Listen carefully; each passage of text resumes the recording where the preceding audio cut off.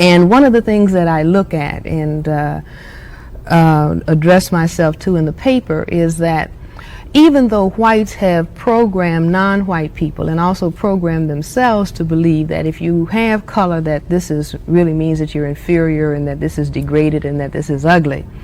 that white people suntan. And the suntanning mechanism itself is a phenomenon that is seen all over the world in people who lack the capacity to produce skin color. And what they are actually doing is exposing themselves to the sun and to the ultraviolet rays of the sun, so that the ultraviolet rays will stimulate cells that are called melanocytes to produce small quantities of melanin if they're capable of producing any melanin at all. And that's the very pigment that they are using the ultraviolet rays to stimulate that people who are classified as non-white already have. Like black people have the greatest capacity to produce melanin, so-called brown, and then so-called red, then so-called yellow people. And white people have very little, if any at all, capacity to produce melanin. Also, the makeup industry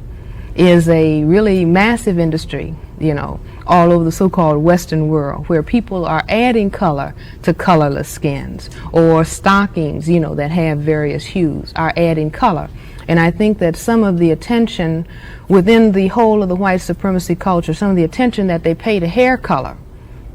can be seen as significant,